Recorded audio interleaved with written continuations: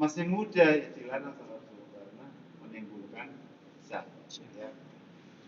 Ini saya akan menerangkan masalah sujud secara hati.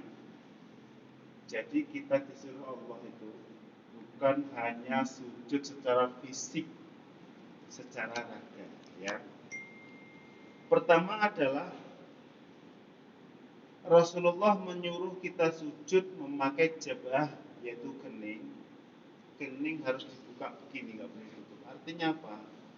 Di saat kita sujud, kita suruh membuka semua. Apa yang harus dibuka? Pikiran-pikiran kotor masalah dunia.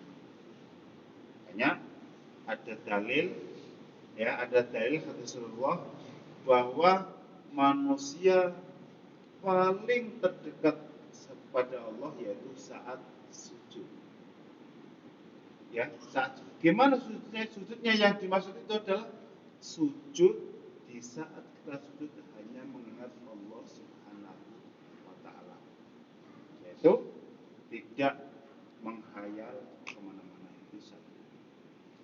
Yang kedua adalah sujud suruh memakai tangan. Itu artinya apa? Tangan ini adalah simbol keterampilan, simbol kita mencari sesuatu di dunia ini. Ya. Artinya apapun yang kita laksanakan, tangan simbol kekuasaan. Apapun kekuasaan kita, yaitu digunakan untuk menopang otak biar bersih saat sujud. Apapun yang kita laksanakan, apapun yang kita kerjakan, itu semua untuk menopang kesempurnaan sujud kepada Allah Subhanahu wa ta'ala. Artinya kalau nanti di antara kita ada yang jadi anggota dewan, jadilah anggota dewan yang semua fatwa-fatwanya mendekatkan orang agar sujud kepada Allah Subhanahu wa ta'ala. Jadi jangan mumpung dengan memakai aji mumpung jadi anggota dewan.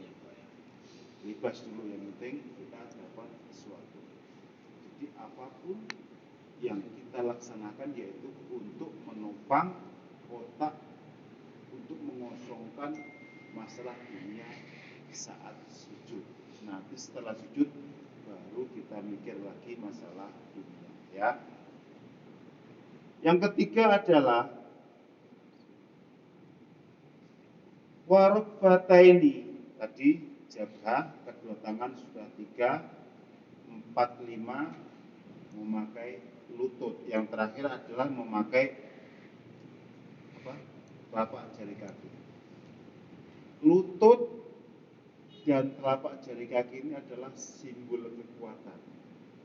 Orang kalau kakinya lemah, lututnya lemah, insya Allah nggak bisa jalan karena semuanya lemah. Jadi gunakanlah kekuatanmu untuk menopang sujud kepada Allah Subhanahu wa ta'ala. Apa artinya sujud? Sujud adalah tadarruan wa khudu'an. Sujud itu adalah kita disuruh Allah tunduk patuh dengan perintah Allah Subhanahu wa ta'ala. Kita setiap hari sujud. Terus ada perintah, ya, aqimis shalah wa ita'uz zakat. Setelah kau mendirikan sholat, bayarlah zakatmu. Ya. Sementara zakat pendapatan itu di dalam kitab fikih, kalau kita sudah punya gaji minimal tiap bulan itu 5,5 juta sampai 6 juta, kita diwajibkan zakat 2,5%. Ya. Kalau kita punya gaji 5,5 sampai 6 juta, itu diwajibkan zakat 2,5%. Terus Itu pendapatan kotor, bukan pendapatan bersih, ya. Pendapatan kotor kita disuruh bayar zakat 2,5%. Bagaimana caranya agar kita tidak sayang? Setiap bulan menerima 5,5 juta langsung dipotong 2,5% bayarkan zakat. Itu perintah Allah. Ya. Terus setelah kita dapat gaji, kita bilang dalam hati, gaji cuma 5,5 juta untuk bayar anak sekolah kurang, untuk kontrakan kurang, untuk cicilan kurang. Itu namanya hati kita belum sujud. Artinya kita tidak bisa memanage penghasilan kita untuk Allah. Paham ya? Itu namanya hati kita belum sujud. Hanya jasad raga kita saja yang sujud. Kita masih melawan sama Allah Subhanahu wa ta'ala. Terus sayang uangnya, kumpulin aja lah. Nanti kalau udah 1 tahun, sekarang 5,5 juta atau 6 juta kali setahun sudah 72 juta ya. Kali setahun kalau 6 juta. Dikalikan 2,5% udah banyak itu, makin sayang lagi. Gak jadi zakat. Itulah yang dinamakan raga kita sujud, tapi hati kita nggak sujud, nggak sami'na wa ata'na saat diperintah Allah Subhanahu wa ta'ala. Makanya untuk membersihkan harta kita, berapapun yang kita dapat, potong 2,5% setiap bulan langsung berikan untuk zakat. Insya Allah kalau kita manajemennya bagus, nanti kita akan naik ekonomi. Insya Allah. Kadang-kadang kita ini nggak naik-naik segitu-gitu aja karena kita ini pelit, masih hitung-hitungan, ya. Sama pada zaman Rasulullah, ya. Ada salah satu sahabat, setiap kambingnya itu menjelang 40 ekor, dijual satu atau dipotong satu, biar nggak kena zakat. Karena nisabnya 40, ya. Setiap pas waktunya setahun, jadi kambing itu kurang dari 40. Ya, terus apa kata Rasulullah? Nanti kamu di akhirat nggak masuk neraka, kata Rasulullah, tapi masuk drum. Drumnya cenderung ke neraka, katanya. Nanti dia kan bertanya, ya Allah, aku kan taat, kenapa masuk neraka? Aku gak masukkan kamu ke neraka, masukkan kamu ke dalam drum. Drumnya yang masukkan neraka gitu. Karena saat hidup suka ngelah perintah zakat.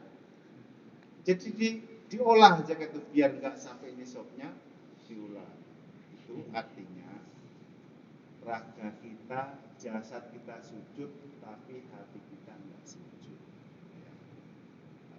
Ada perintah kata Rasulullah, di saat kau susah menjalani hidup ini, kerjakan 5 hal. Pertama wudu, keduanya sholat, ya. Ketiganya baca Al-Quran, ya. Keempatnya kita berdoa, kelima kita suruh sedekah. Ini 5 nih kalau kita kerjakan, insya Allah kita nggak susah. Cuman kadang-kadang kita nih lupa.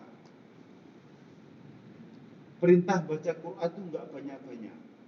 Walaupun 5 baris setelah sholat baca Bismillahirrahmanirrahim, tapi mudawamah langgar. Insya Allah bacaan kita lancar dan taufik itu turun kepada kita. Cobalah 5 baris itu 5 ayat, saya rasa nggak lama itu, nggak butuh waktu 2 menit. Tapi karena itu kebaikan susah rasanya. Coba kita tanya pada diri kita sendiri, pernah nggak kita seperti itu? Yang ada di saat ada waktu membaca banyak-banyak, tapi besoknya pleng tidak membaca lagi, ya. Jadi ibadahnya tuh nggak ikut perintah gitu.